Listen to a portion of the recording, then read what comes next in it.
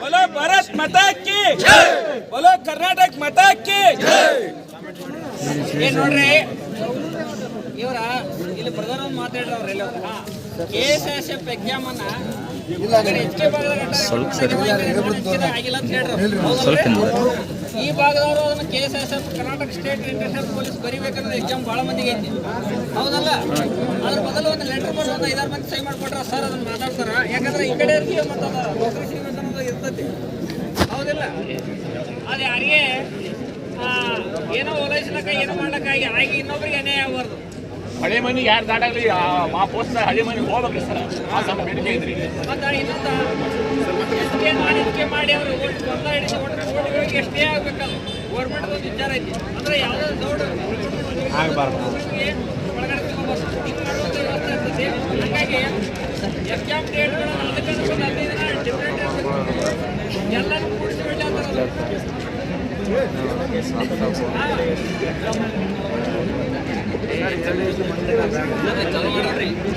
Sir बोलो भारत माता की जय, बोलो भारत माता की ಜೈ. ಕೇಳಿಸ್ತಾ ಇದೆಯಾ?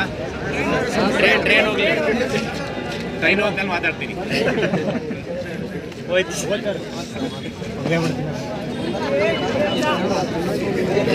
Exam sir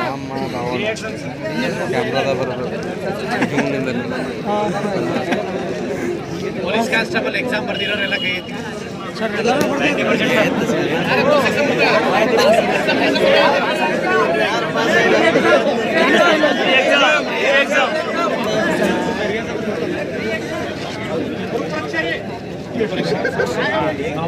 ಆಗ್ಲೇಬೇಕಾ? UPSC paper sir, ಅದು UPSC ರೇಂಜಿಗೆ ಇದೆ ಪೇಪರ್.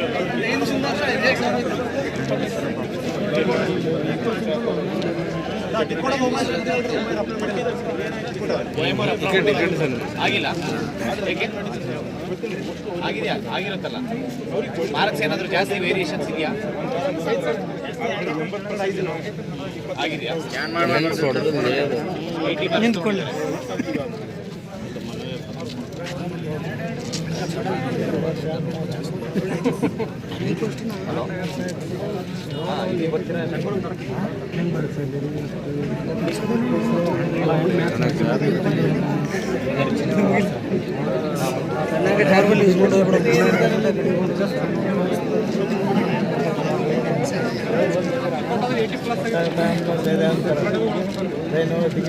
ಎಲ್ಲರೂ ಕೇಳಿಸ್ತಾ ಇದೆಯಾ? ಏ ಗಾಡಿ ಬಂದಿಲ್ಲ ಹೇಳ್ಬೇಡ್ರಿ, ನಂದು 8 ಆಗಿದೆ ಅಂತ ಹೇಳ್ಬಿಡ್ತಾರೆ. ಹಂಗ ಬೇಕಾ? ಆಯ್ತಾಯ್ತು, ಚೆಕ್ ಮಾಡ್ರಿ. ತಪ್ಪುರಿ. ಮೊದಲನೇದಾಗಿ ಎಲ್ಲ ಸ್ಟೂಡೆಂಟ್ಸ್ ಪರವಾಗಿ ನಿಮಗೆ ಥ್ಯಾಂಕ್ಸ್ ಹೇಳಬೇಕು, ನಿಮಗೆ ಧನ್ಯವಾದ ತಿಳಿಸ್ತಾ ಇದ್ದೀವಿ. ಯಾಕೆ ಅಂತಂದರೆ ಹೋರಾಟ ಮಾಡಿದ್ರಿಂದ ನೋಟಿಫಿಕೇಶನ್ಸ್ ಆಗಿತ್ತಲ್ವಾ? ಹೌದಾ ಇಲ್ಲ? ನಿಮ್ಮಿಂದ ಆಗಿದ್ದು. ನೀವು ಹೋರಾಟಕ್ಕೆ ಬಂದಿಲ್ಲ ಅಂತಂದ್ರೆ ಮುಂದ್ಗಡೆಯಿಂದ ನಾವು ಎಲ್ಲಿ ಹಿಡಿದು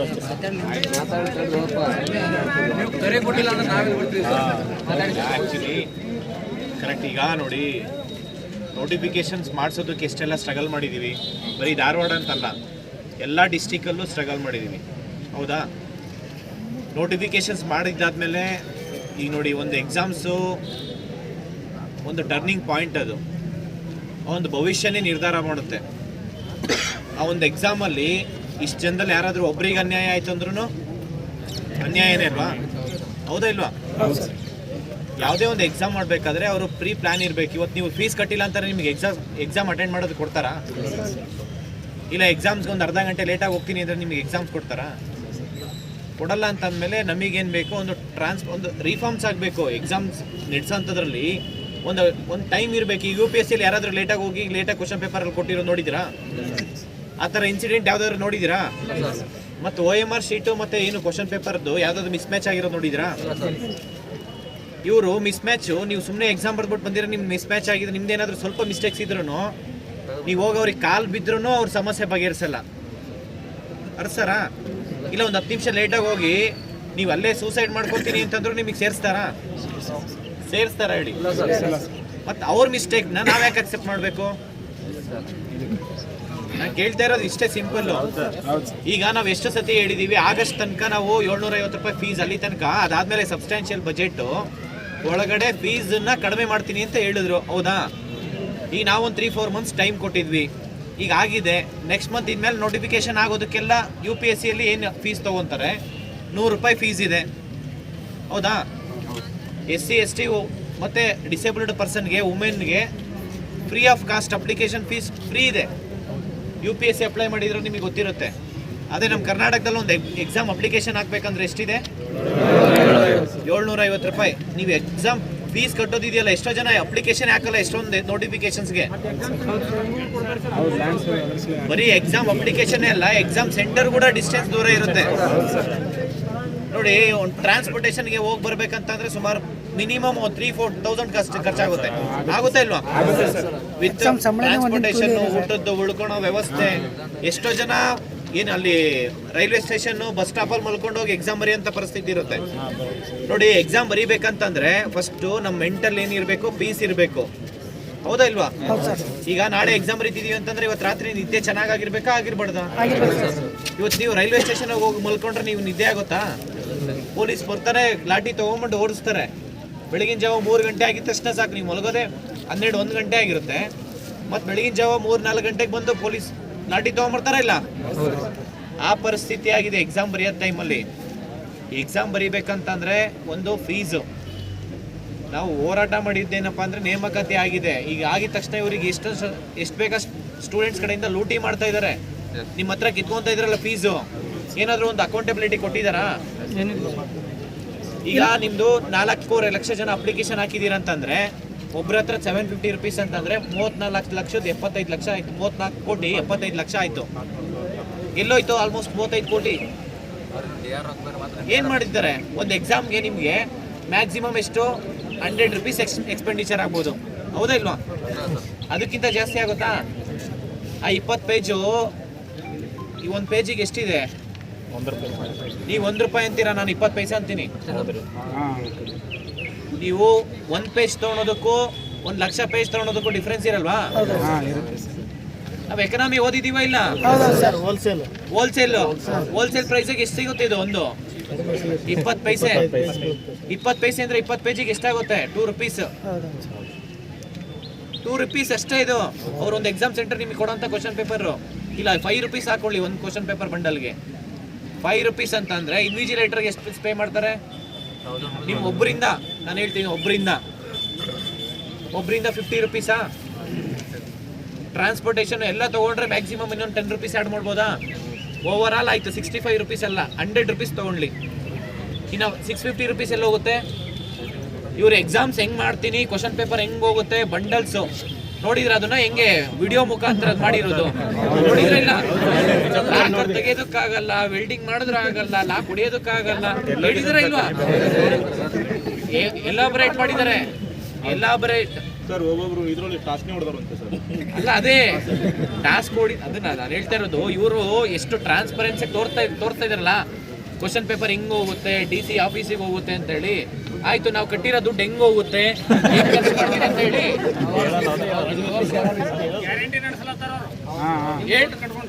ಈಗ ತೋರಿಸ್ಬೇಕಾ ಬೇಡವಾ? ಈಗ ನೀವೇನು ಫ್ರೀ ಅಂತ ಏನು ಕೊಡ್ತಾ ಇಲ್ಲ. ಆಯಿತು, ನೀವೇನೋ ಎಕ್ಸಾಮ್ಸ್ಗೆ ಟ್ರಾನ್ಸ್ಪೋರ್ಟೇಷನ್ ಫ್ರೀ ಕೊಡ್ತಾ ಇದ್ದೀರಾ? ಅಲ್ಲೇನು ಹೋಗಿದ ಕಡೆ ಅಕೊಮಡೇಷನ್ನು ಉಳ್ಕೊಳ್ಳೋ ವ್ಯವಸ್ಥೆ ಏನಾದರೂ ಮಾಡಿರ್ತಾರಾ? ಏನಾದರೂ ಊಟ ಕೊಡ್ತಾ ಇದ್ದಾರಾ? ಏನೂ ಕೊಡ್ತಾ ಇಲ್ಲ.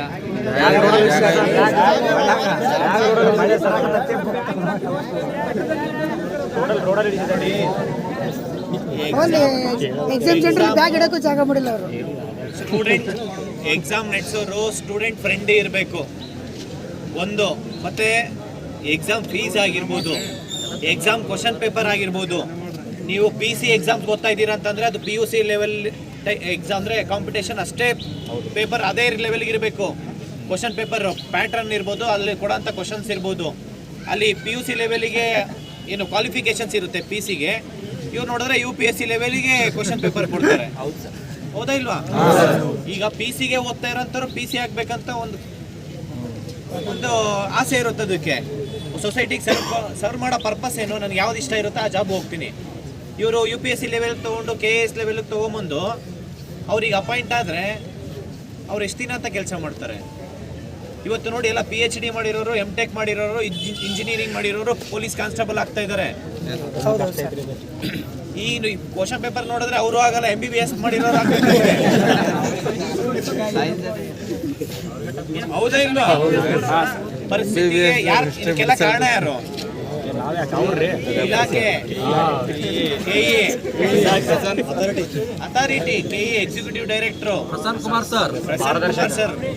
ಯಾಕೆಂತಂದ್ರೆ ಇದನ್ನ ಅವ್ರು ಹೊಣೆಗಾರಿಕೆ ಹೊತ್ಕೊಬೇಕಾಗುತ್ತೆ. ಈಗ ಒಂದು ಕ್ವಶನ್ ಪೇಪರ್ ಎಕ್ಸಾಮ್ ಸೆಂಟರ್ಗೆ ಅರ್ಧ ಗಂಟೆ ಲೇಟ್ ಆಯ್ತು. ಅರ್ಧ ಗಂಟೆ ನೀವು ಲೇಟ್ ಆದ್ರೂ ಪರವಾಗಿಲ್ಲ, 1 ಅವರ್ ಲೇಟ್ ಆದ್ರೂ ಪರವಾಗಿಲ್ಲ, ಎಕ್ಸ್ಟ್ರಾ ಟೈಮ್ ಕೊಡ್ತೀವಿ, ಎಕ್ಸಾಮ್ ಬರೀರಿ ಅಂತ ಹೇಳ್ಬಿಟ್ಟು ಆಮೇಲೆ ಬಂದು ಯೂಟ್ಯೂಬಲ್ಲಿ ಒಂದು ವಿಡಿಯೋ ಮಾಡ್ಬಿಟ್ರೆ ನೀವು ಅಕ್ಸೆಪ್ಟ್ ಮಾಡ್ತೀರಾ? ಮೊದಲೇ ಮಾಡಿ ಹೇಳ್ಬೇಕಾಯ್ತು, ಅದನ್ನ ಮೊದಲೇ ಹೇಳ್ಬೋದಾಯ್ತಲ್ಲ.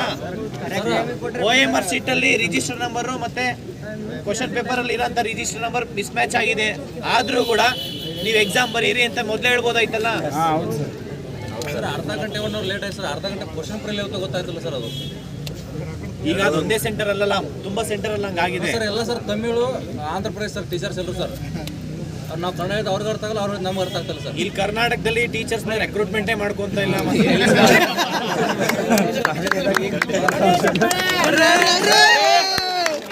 ರೆಕ್ರೂಟ್ಮೆಂಟೇ ಮಾಡ್ಕೊಂತ ಇಲ್ಲ, ಮತ್ತೆ ಟೀಚರ್ಸ್ ಎಲ್ಲಿ ಸಿಗ್ತಾರೆ ಇವರಿಗೆ? ಅವರಿಗೆ ಅಲ್ಲ, ನೀವು ಎಕ್ಸಾಮ್ ಬರೆಯೋದಕ್ಕೆ ಹೋದಾಗ ಫ್ರಿಸ್ಕಿಂಗ್ ಮಾಡೋದಕ್ಕೆ UP ಬಿಹಾರದಿಂದ ಬರ್ತಾರ ಅವರು.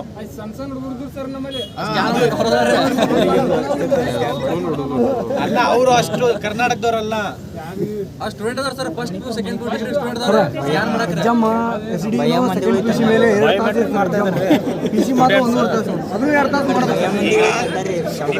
ನಮ್ಮ ಬೇಡಿಕೆ ಏನಂತಂದ್ರೆ, ಈ ಒಂದು ಎಕ್ಸಾಮ್ಸ್ ಅಲ್ಲಿ ಏನು ಸೈಲೆಂಟ್ ಆಗಿರಿ ಸರ್, ಮಾತಾಡ್ತಾರೆ. ಎಕ್ಸಾಮ್ಸ್ ಅಲ್ಲಿ ಏನು ಇರ್ರೆಗ್ಯುಲರಿಟೀಸ್ ಆಗಿದೆ, ಇದು ಇನ್ನೊಂದು ಎಕ್ಸಾಮ್ಸ್ ಅಲ್ಲಿ ಆಗ್ಬಾರ್ದು ಇನ್ ಫ್ಯೂಚರ್. ಮತ್ತೆ ಈಗ ಆಗಿರೋಂಥದ್ದಕ್ಕೆ ಅವರು ಜಸ್ಟಿಸ್ ಕೊಡ್ಬೇಕಾ ಬೇಡವಾ? ಕೊಡ್ಬೇಕಲ್ವಾ? ಮತ್ತೆ ಈ ಒಂದು ಎಕ್ಸಾಮ್ಸ್ ಇದೆ ಅಂತಲ್ಲ, ಇನ್ ಫ್ಯೂಚರ್ ಯಾವುದೇ ಎಕ್ಸಾಮ್ಸ್ ಇದ್ರೂ 2 ಅವರ್ಸ್ ಟೈಮ್ ಕೊಡಬೇಕು. 2 ಅವರ್ಸ್ ಟೈಮ್ ಕೊಡ್ಲಿ. ಅದರಲ್ಲಿ ನೀವು 5 ಮಿನಿಟ್ಸ್ ನೀವು ಬೇಕಾದ್ರೆ ಎಕ್ಸ್ಟ್ರಾ ಟೈಮ್ ಕೊಟ್ಟು ಅದರಲ್ಲಿ ಫಿಲ್ಲಿಂಗ್ ಎಲ್ಲ ಏನು 5th ಆಪ್ಷನ್ಸ್ ಇದೆಯಲ್ಲ ಫಿಲ್ ಮಾಡೋದಕ್ಕೆ, ಎಷ್ಟೋ ಸೆಂಟರ್ ಅಲ್ಲಿ 5 ಮಿನಿಟ್ಸ್ ಟೈಮೇ ಕೊಟ್ಟಿಲ್ಲ 5th ಆಪ್ಷನ್. ಎಷ್ಟೋ ಸೆಂಟರ್ ಅಲ್ಲಿ ಕೊಟ್ಟಿಲ್ಲ ಇದನ್ನ. ನಿಮ್ಮ ಹತ್ರ 35 ಕೋಟಿ ಅಪ್ಲಿಕೇಶನ್ ಫೀಸ್ ಆಗಿ ತಗೊಂಡಿದ್ದಾರೆ. ಎಲೆಕ್ಟ್ರಿಸಿಟಿ ಇಲ್ಲ, ವಾಲ್ ಕ್ಲಾಕ್ ಇಲ್ಲ, ಕುಡಿಯೋ ನೀರು ಫೆಸಿಲಿಟೀಸ್ ಇಲ್ಲ, ಬಾತ್ರೂಮ್ ಇಲ್ಲ, ಅಲ್ಲಿ ಏನ್ ಫೆಸಿಲಿಟೀಸು ಇಲ್ಲ. ಕರೆಕ್ಟ್ ಇದೆಯಾ? ಏನಾದ್ರು ಇಲ್ಲ ಅಂತಂದ್ರೆ 750 ರೂಪಾಯಿ ಯಾಕೆ ಕೊಡ್ಬೇಕು? 750 ರೂಪಾಯಿ ವಾಪಸ್ ಕೊಡೋಕೆ ಹೇಳೋಣ. ನೀವು ಒಂದು ತಿಂಗಳಲ್ಲಿ ಒಂದು 10 ಕಡಿಮೆ ಅಂತಂದ್ರೆ ಒಂದು 20 ಅಪ್ಲಿಕೇಶನ್ಸ್ ಬರುತ್ತೆ ಈ ಟೈಮಲ್ಲಿ. 20 ಅಪ್ಲಿಕೇಶನ್ ಹಾಕ್ಬೇಕಂದ್ರೆ ಫೀಸ್ ಎಷ್ಟು? 15,000 ಕಟ್ಟಬೇಕು. ಅದರಲ್ಲಿ ಕೆಳಗೆ ಇನ್ನೊಂದು ಎಕ್ಸ್ಟ್ರಾ ಅಡಿಷನಲ್ ಒಂದೊಂದು ಏನು ನೋಟಿಫಿಕೇಶನ್ಸ್ ಹಾಕೋದಕ್ಕೆ 100 ರೂಪೀಸ್ ಅಂತಂದ್ರೆ ಅದೊಂದು 5,000 ರೂಪಾಯಿ. 15 + 5,000 20,000. 20,000 ಬರೀ ಅಪ್ಲಿಕೇಶನ್ ಫೀಸು ಒಬ್ಬರಿಗಿಂದ. ಇಲ್ಲಿ 4.5 ಲಕ್ಷ 4 ಲಕ್ಷ 5 ಲಕ್ಷ ಜನ ಸ್ಟೂಡೆಂಟ್ಸ್ ಇಂದ ತಗೊಳ್ಳೋಂಥ ಫೀಸಲ್ಲಿ ಏನು ರೆಕ್ರೂಟ್ಮೆಂಟ್ ಮಾಡ್ಕೊಂತಾರಲ್ಲ 500,000 ವೇಕೆನ್ಸಿಯಲ್ಲಿ ಅವ್ರಿಗೆ ಲೈಫ್ ಟೈಮ್ ಸ್ಯಾಲ್ರಿ ಕೊಡ್ಬೋದು. ಅಷ್ಟು ದುಡ್ಡು ತೊಗೊತಾ ಇದ್ದಾರೆ ನಿಮ್ಮ ಹತ್ರ. ತೊಗೊತಾ ಇದ್ದಾರಾ ಇಲ್ವಾ?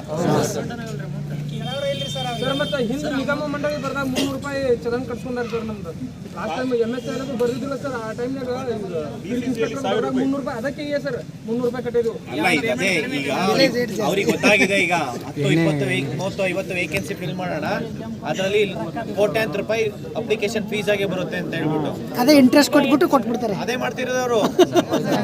ಮಾಡ್ತಿದಾರ ಇಲ್ವಾ? ಒಂದು ಅಪ್ಲಿಕೇಶನ್ ಡೇಟ್ ಬಿಟ್ಟಿದ್ರೆ ಎಕ್ಸಾಮ್ ಡೇಟೇ ಬಿಟ್ಟಿರ್ಲಿಲ್ಲ. ನಿನ್ನೆ ಹೋಗಿ ಕೇಳಿದಾಗ ಮೊನ್ನೆ ಹೋಗಿ ಕೇಳಿದಾಗ ನಿನ್ನೆ ಅಪ್ಲಿಕೇಶನ್ ಅಂದ್ರೆ ಎಕ್ಸಾಮ್ಸ್ ಡೇಟ್ ಬಿಟ್ಟಿದ್ದಾರೆ. ಎಷ್ಟೊಂದು ಎಕ್ಸಾಮ್ಸ್ ಅದು ಹೋಗಿ ಒಂದು ಎಕ್ಸಾಮ್ ಡೇಟ್ ಅನೌನ್ಸ್ ಮಾಡಿ ಅಂತ ಹೇಳಿ ಹೋಗಿ ಜಗಳ ಮಾಡಬೇಕು, ಆಮೇಲೆ ಇವ್ರು ಡೇಟ್ ಅನೌನ್ಸ್ ಮಾಡ್ತಾರೆ. ಬರೀ ಅದೊಂದೇ ಅಂತಲ್ಲ, ಪ್ರತಿಯೊಂದು ಇಲಾಖೆಯಿಂದ ಏನು ಪೊಲೀಸ್ ಕಾನ್ಸ್ಟೇಬಲ್ ಇದೆ ಅದೇ ಅಂತಲ್ಲ, ನಾನು KPSC ಆಗಿರ್ಬೋದು, ನೀವೆಲ್ಲ ಎಕ್ಸಾಮ್ಸ್ ಬರೀತಿರಲ್ಲ. ಈಗ KPSC ಆಗಂತ FDA ಇರ್ಬೋದು, STA, CTI, PDO ಯಾವುದೇ ಎಕ್ಸಾಮ್ಸ್ ಆದರೂ ಕೆಲವೊಂದು ಎಕ್ಸಾಮ್ಸ್ ಗ್ರೂಪ್ C ಅಂತೂ KPSC ಕೊಡೋದೇ ಇಲ್ಲ. ಆದರೆ ಗೆಜೆಟೆಡ್ ಪ್ರೊಫೆಷನರಿ ಗ್ರೂಪ್ A ಮತ್ತು ಗ್ರೂಪ್ A ಎಕ್ಸಾಮ್ಸ್ ಏನು KPSC ಕೊಡ್ತಾರಲ್ಲ ಅದರಲ್ಲಿ ಅವ್ರು ಮಾಡೋಷ್ಟು ಕರಪ್ಷನ್ ಬೇರೆ ಯಾರು ಮಾಡ್ತಾ ಇಲ್ಲ.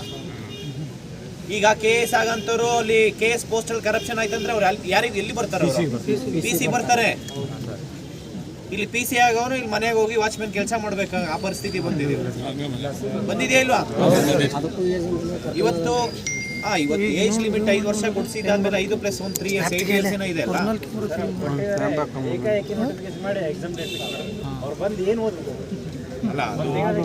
ಅಲ್ಲ ಅದು ಕರೆಕ್ಟು. ಬಟ್ ಈಗ ಪ್ರತಿಯೊಂದು ನೋಟಿಫಿಕೇಶನ್ಸ್ ಅದಕ್ಕೆ ಹೇಳ್ತಾ ಇರೋದು ಏನಂದ್ರೆ ಯಾವುದೇ ನೋಟಿಫಿಕೇಶನ್ ಅಂದ್ರೆ ಮಿನಿಮಮ್ 3 ಮಂತ್ಸ್ ಆದ್ರೂ ಟೈಮ್ ಕೊಡಬೇಕು. ಯಾವುದೇ ನೋಟಿಫಿಕೇಶನ್ ಮಾಡಿ ಮಿನಿಮಮ್ 3 ಮಂತ್ಸ್ ಇಂಟಿಮೇಷನ್ ಇರ್ಬೇಕು ನಮಗೆ. ಅಟ್ಲೀಸ್ಟ್ ಇರೋ ಸಿಲೆಬಸ್ ಅಲ್ಲಾದ್ರೂ ಕವರ್ ಮಾಡ್ಕೊಬೋದು ಅಲ್ವಾ. ನಾನು ಅದಕ್ಕೆ ಹೇಳ್ತಾ ಇರೋದು, ಏನು ಒಂದು 72,186 ವೇಕೆನ್ಸಿ ಫಿಲ್ ಮಾಡ್ತೀನಿ ಅಂತ ಹೇಳಿದ್ದಾರೆ. ಅದು 6 ತಿಂಗಳಲ್ಲಿ ಒಂದು ಇವೆಂಟ್ ಆಫ್ ಕ್ಯಾಲೆಂಡರ್ ಇರಬೇಕು. 6 ಮಂತ್ ಅವ್ರು 6 ತಿಂಗಳಿಗೆ 36,000 ವೇಕೆನ್ಸಿ ಫಿಲ್ ಮಾಡ್ತೀನಿ ಅಂತ ಹೇಳಿದ್ರು. ಒಂದು ವಾರ ಮುಂಚೆ ನೋಡಿದ್ರೆ ಇಲ್ವಾ? ನಾವಿಲ್ಲಿ ಹೋರಾಟ ಫಿಕ್ಸ್ ಮಾಡಿದ್ಮೇಲೆ ಧಾರವಾಡದಲ್ಲಿ ಅದನ್ನ ನಿನ್ನೆ ಒಂದು ಸ್ಟೇಟ್ಮೆಂಟ್ ಕೊಟ್ಟಿರ್ತಾರೆ, ನೋಡಿರ್ಬೇಕು. ನಾವು 6 ತಿಂಗಳೊಳಗಡೆ 72,186 ವೇಕೆನ್ಸಿ ಫಿಲ್ ಮಾಡ್ತೀನಿ ಅಂತ ನೋಡಿದ್ರೆ ಇಲ್ವಾ? ಅಂದ್ರೆ ಹೋರಾಟ ಮಾಡ್ತೀವಿ ಅನ್ನೋದಕ್ಕೆ ಮುಂಚೆ ಇವ್ರು ಯಾಕೆ ಹೇಳಲ್ಲ ಈ ಸ್ಟೇಟ್ಮೆಂಟ್ಸು? ಅಂದ್ರೆ ಇವ್ರಿಗೆ ಪ್ರತಿ ಸತಿ ಹೋರಾಟ ಮಾಡ್ತೀವಿ ಅಂತ ಹೇಳ್ಬೇಕು ಅವರಿಗೆ. ಅದಂಗೆ ಆಗ್ಬಾರ್ದು. ಆಸ್ ಎ ಗೌರ್ಮೆಂಟ್ ಅಂತಂದ್ರೆ ಗುಡ್ ಗವರ್ನೆನ್ಸ್ ಮೇಂಟೈನ್ ಮಾಡಬೇಕು. ಒಂದ್ಸತಿ ಏನು ಒಂದು ಸ್ಟೇಟ್ಮೆಂಟ್ಸ್ ಕೊಡ್ತೀವಿ, ಆ ವರ್ಡ್ ಮೇಲೆ ನಿಂತ್ಕೋಬೇಕಾಗುತ್ತೆ. ಹಂಗೆ ಮಾಡೋಕ್ಕಾಗಲ್ಲ ಅಂತಂದ್ರೆ ಮೊದಲೇ ಹೇಳ್ಬೋದಲ್ವಾ? ಹೌದಾ ಇಲ್ವಾ? ಈಗ ನೋಡಿ, ಟೀಚರ್ಸ್ ವೇಕೆನ್ಸಿ ಬರೀ 15,000 ವೇಕೆನ್ಸಿ ಫಿಲ್ ಮಾಡ್ತಿದ್ದಾರೆ. ಇಂಗ್ಲಿಷ್ ಇಲ್ಲ, ಮ್ಯಾಥ್ಸ್ ಇಲ್ಲ, ಕನ್ನಡ ಇಲ್ಲ, ಹಿಂದಿ ಟೀಚರ್ಸ್ ಇಲ್ಲ, ನಿಮಗೆ ಮರಾಠಿ ಟೀಚರ್ಸ್ ಇಲ್ಲ, ಸೋಷಿಯಲ್ಲು ಇಲ್ಲ ಅಂತ ಹೇಳ್ತಿದ್ದಾರೆ. ಮೆಜಾರಿಟಿ ಪೋಸ್ಟ್ ಯಾವುದಿಲ್ಲ ಇಲ್ಲಿ. ಆ ಪೋಸ್ಟ್ ಹೆಂಗೆ ಅಂದ್ರೆ ಡಿಸ್ಟ್ರಿಕ್ಟ್ ವೈಸ್ ಬಿಟ್ಟಿದಾರಲ್ಲ, ಒಂದು ಡಿಸ್ಟ್ರಿಕ್ಟ್ 1-2 ಪೋಸ್ಟ್ ಇದೆ.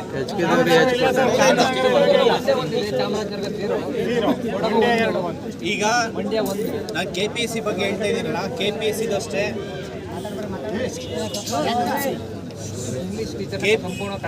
ಈಗ ನೋಡಿ, KPSC ಮೇಲೆ ಸುಮಾರು 4ರಿಂದ 5 FIR ಫೈಲ್ ಮಾಡಿದೆ.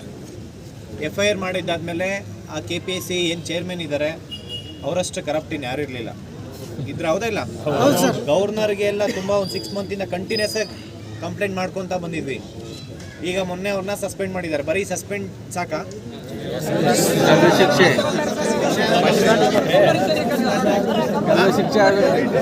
ನೀವು ಹೇಳಿ, ಏನು ಶಿಕ್ಷೆ ಕೊಡಬೇಕು ಅವರಿಗೆ?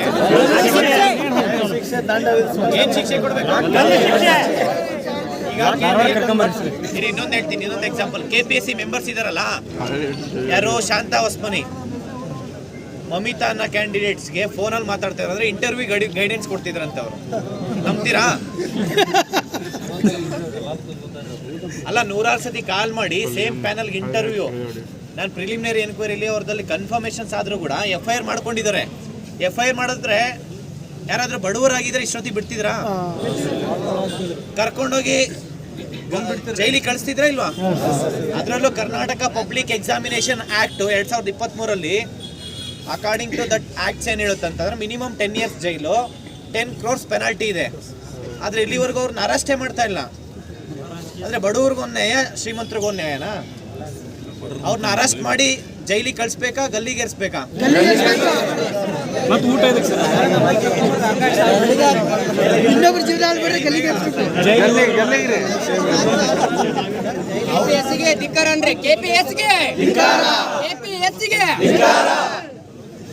ಈಗ ಹೌದಾ ಇಲ್ವಾ? ಈಗ ಯಾಕೆ ನಿಮಗೆ ಜಾಬ್ ಸಿಗ್ತಾ ಇಲ್ಲ ಅಂತಂದ್ರೆ ಬಿಕಾಸ್ ಆಫ್ ಕರಪ್ಷನ್. ಆ ಕರಪ್ಷನ್ನು ಕಂಪ್ಲೀಟ್ ನಿಲ್ಲ ಆಯ್ತಂತಂದ್ರೆ ಯಾರಿಗೆ ಯಾವ ಜಾಬ್ ಸಿಗ್ಬೇಕಂತ ಇದೆಯೋ ಅವ್ರಿಗೆ ಆ ಜಾಬ್ ಸಿಕ್ಕೇ ಸಿಗುತ್ತೆ. ಇಲ್ಲ ಅಂದ್ರೆ ಏನ್ ಮಾಡ್ತಾರೆ ಹೇಳಿ? ಬರೀ 25 ಮಾರ್ಕ್ಸಿಗೆ 70-80 ಲಕ್ಷ ದುಡ್ಡು ಕೊಟ್ಟಿದ್ದಾರೆ ಅವರು. ಇದೇ ಓಜೆ ನಾಯ್ಕ ಅವ್ರ ಮೇಲೂ ನಾನು ಕಂಪ್ಲೇಂಟ್ ಕೊಟ್ಟಿದ್ದೆ. ಅವರು ಶಿವಮೊಗ್ಗದಲ್ಲಿ ವೈಸ್ ಚಾನ್ಸಲರ್ ಇದ್ದಾಗ ತುಂಬಾ ಕರಪ್ಷನ್ ಮಾಡಿದ್ದಾರೆ. 300 ಪೇಜ್ ಕಳಿಸಿದ್ದಾರೆ ಹುಡುಗರು. ಶಿವಮೊಗ್ಗದಲ್ಲ ನೋಡಿ, ಎಲ್ಲ DCC ಬ್ಯಾಂಕಲ್ಲೂ ಇದೇ ಮಾಡ್ತಾರೆ ಇವರು. ಎಲ್ಲ DCC ಬ್ಯಾಂಕಲ್ಲಿ ಅಪ್ಲಿಕೇಶನ್ ಅಷ್ಟೇ ಫೀಸ್ ತಗೊಂತಾರೆ. ಅಪ್ಲಿಕೇಶನ್ ಯಾಕೆ ಹಾಕ್ಸ್ಕೊಂತಾರೆ ಅಂತ ಹೇಳ್ತೀನಿ ನಿಮ್ಗೆ. ಅದರಲ್ಲಿ ಯಾರು ಶ್ರೀಮಂತರಿದ್ದಾರೆ ಅಂತ ಐಡೆಂಟಿಫೈ ಮಾಡೋದಕ್ಕೆ. ಅಪ್ಲಿಕೇಶನ್ ಯಾಕೆ ಹಾಕ್ಸ್ಕೊಂತಾರೆ ಗೊತ್ತಾ? ಯಾರು ಎಕ್ಸಾಮ್ ಬರ್ದು ಅದರಲ್ಲಿ ಶ್ರೀಮಂತರು ಯಾರಿದ್ದಾರೆ ಅವ್ರನ್ನ ಐಡೆಂಟಿಫೈ ಮಾಡೋದಕ್ಕೆ ನೋಟಿಫಿಕೇಶನ್ಸ್ ಕರೆಯೋದು. ಅದರಲ್ಲಿ ಶ್ರೀಮಂತರು ಯಾರಿದ್ದಾರೆ ಐಡೆಂಟಿಫೈ ಮಾಡಿ ಅವರಿಗೆ ಸಪ್ರೇಟ್ ಫೋನ್ ಮಾಡಿ ಅವ್ರಿಗೆ ಕರೆಸಿ 40-50 ಲಕ್ಷಕ್ಕೆ ಮಾರ್ಕೊಂತಾರೆ. ಪ್ರತಿಯೊಂದು DCC ಬ್ಯಾಂಕಲ್ಲೂ ಹಂಗೆ ಆಗ್ತಾ ಇರೋದು ಇವತ್ತು. ಹೌದಾ ಇಲ್ವಾ? ಅದ್ರಲ್ಲೂ ಅಪ್ಲಿಕೇಶನ್ ಫೀಸ್ ಎಷ್ಟಿರುತ್ತೆ ಗೊತ್ತಾ? ಯಾವ ಇಂಟರ್ನ್ಯಾಷನಲ್ ಎಕ್ಸಾಮ್ ಬರೋದ್ರು ಅಷ್ಟು ಫೀಸ್ ಇರಲ್ಲ. ಅಷ್ಟು ಫೀಸ್ 1,000, 2,000, 3,000 ಫೀಸ್ ಇರುತ್ತೆ. ಇದನ್ನ DCC ಬ್ಯಾಂಕ್ ಆಗಿರ್ಬೋದು, KMF ಅಂತೂ ನೀವು ಕರೆದು ಕೊಡ್ತಾರೆ ದುಡ್ಡು ಕೊಟ್ಟವ್ರಿಗೆ. KMF ಅಲ್ಲಿ ಗೊತ್ತಿಲ್ಲ ಎಷ್ಟು ಕರಪ್ಷನ್ ಆಗ್ತಿದೆ ಗೊತ್ತಾ? KMF ಅಲ್ಲಿ ಬರೀ ದುಡ್ಡು ಇದ್ದವ್ರಿಗಷ್ಟೇ ಕೆಲಸ ಸಿಗ್ತಾ ಇದೆ ಅಲ್ಲಿ. ಇದನ್ನೆಲ್ಲ ಹೋಗ್ಲಾಡ್ಸ್ಬೇಕಂದ್ರೆ ಏನ್ ಮಾಡ್ಬೇಕು ನಾವು? ಹೋರಾಟ ಮಾಡ್ಬೇಕಾ ಮಾಡ್ಬಾರ್ದಾ?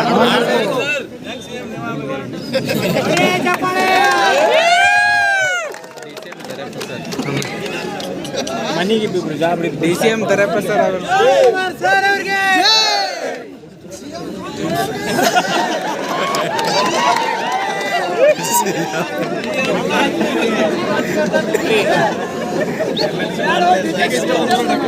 ಫಾರೆಸ್ಟ್ ನೋಡಿ, ಫಾರೆಸ್ಟ್ ಡಿಪಾರ್ಟ್ಮೆಂಟ್ ಅಲ್ಲಿ 950 ಪೋಸ್ಟ್ ಎಕ್ಸಾಮ್ ಮಾಡಿ ಅಂತ ಹೇಳಿ ತುಂಬಾ ಸತಿ ಹೋಗಿ ಮಾತಾಡಿ ಚರ್ಚೆ ಮಾಡಿ ಎಲ್ಲನೂ, ಇನ್ಕ್ಲೂಡಿಂಗ್ ಚೀಫ್ ಸೆಕ್ರೆಟರಿ ಅವರು ಒಪ್ಕೊಂತ ಇದ್ದಾರೆ.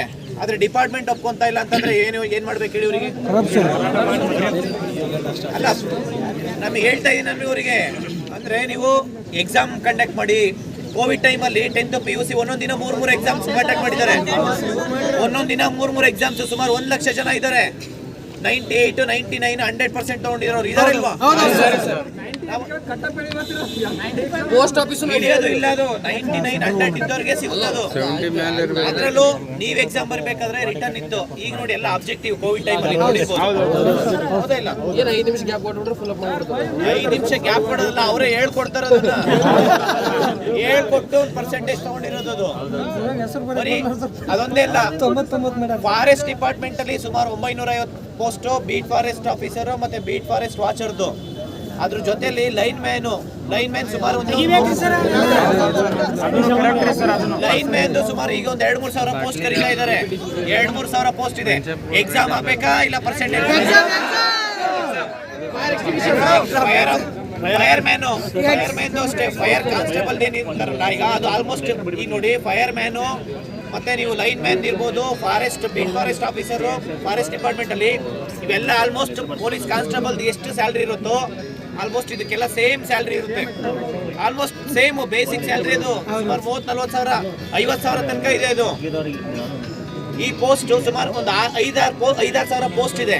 ಇದನ್ನೆಲ್ಲ ಎಕ್ಸಾಮ್ಸ್ ಮಾಡಿದ್ರೆ ನಿಮ್ಗೆಲ್ಲ ಜಾಬ್ ಸಿಗುತ್ತಾ ಇಲ್ವಾ? ಓದಂತವ್ರಿಗೆ ಜಾಬ್ ಸಿಗ್ಲಿ, ಎಲ್ಲೇ ಇರ್ಲಿ, ಕರ್ನಾಟಕದಲ್ಲಿ ಯಾರೇ ಇದ್ರು ಓದಂತವ್ರು ಜಾಬ್ ತಗೊಳ್ಳಿ ಬಿಡಿ. ಹೌದಾ ಇಲ್ವಾ? ಇಲ್ಲಿ ತಿಂಗಳ 5-10 ಸಾವಿರ, ಸುಮಾರು 5-6 ವರ್ಷದಿಂದ, ಕೆಲವರು 7-8 ವರ್ಷದಿಂದ, 10 ವರ್ಷದಿಂದ ಓದೋರು ಇದ್ದೀರಾ. ಹೌದಾ? 15 ವರ್ಷ ಅಂತ ಹೇಳ್ತಾರೆ. ಅಲ್ಲ,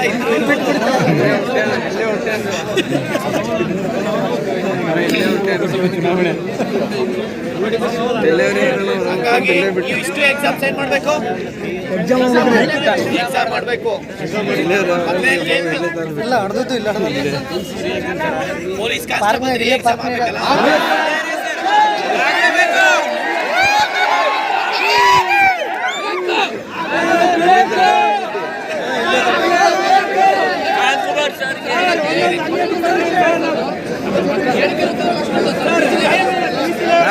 ಕ್ವಶನ್ ಪೇಪರ್ ಒಂದು ಕ್ವಶನ್ 5 ನಿಮಿಷ ನೋಡಿ ಹೋಮರ್ ಅದಕ್ಕೆ ಅರ್ಥ ಅಷ್ಟೇ. 50 question S P department exam ನಡೆಸೋದ್ರಿಂದ ಎಕ್ಸಾಮ್ ಬಂದಿಲ್ಲ ಅವನಿಗೆ.